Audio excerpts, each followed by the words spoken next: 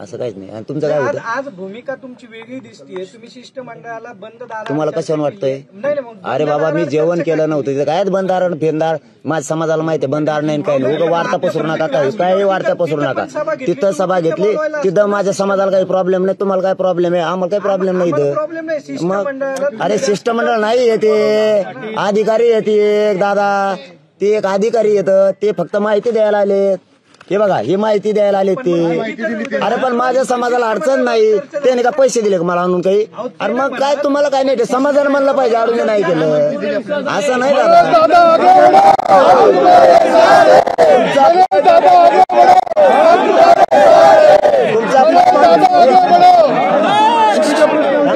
थांबा रे. तुम्ही पहिल्या दिवसापासून विरोधातच बोलताय. पहिल्या दिवसापासून कारण नाही मराठी समाज. अरे प्रश्न नाही येतो आमचा विश्वास आहे. एक मिनिट मी बोलतो.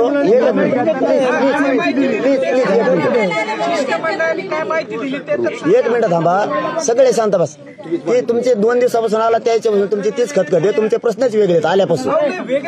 अरे माझ्या समाजाला नाही अडचण. मग एकच मिनिट. अरे ऐका हो तुम्ही हा बघ तुम्ही खरे आधारस्तंभ आम्ही आमचे जनतेचे ऐका प्लीज. एकच सर तुम्ही खरे आधारस्तंभ आमचे ऐका. आतापर्यंत तुम्ही लई साथ दिली मीडियाच्या बांधवांनी. मी जेवण केलं नव्हतं तर मला टाइम वाचवायचा होता. म्हणलं चला बोला इथंच जेवता जेवता बोला. बरं व्यासपीठावर नेलं. पोरं येतं सगळे तिथंही पोरच होते आंतरवाडीत पण. त्यांना विचारलं मी चर्चा करतोय तर तुम्ही गाड्या लाईनीत लावा वेळ जाण्यापेक्षा. आणि ते बी भेटेत ते मध्ये लोकात मग आम्ही नाही येत. त्यांचे प्रॉब्लेम आहेत. मग मला जातीचा मार्ग काढायचा आहे. मी तरी वागू तरी कसं?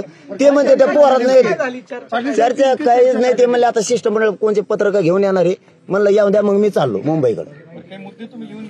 काहीच नाही तेच मी बोललेलं होतं ते मी काहीच नाही. चालता माझ्या ध्यानात राहा म्हणून घेतलं. 54 लाखाच्या नोंदीबाबतची चर्चा झाली. त्यांच्या नातेवाईकांना प्लस चर्चा झाली. सगळ्या सोयऱ्यांच्या अध्यादेशाबद्दलची चर्चा झाली. आम्हाला तिने लोकशाही मराठी ऐका पहा जागरूक रहा.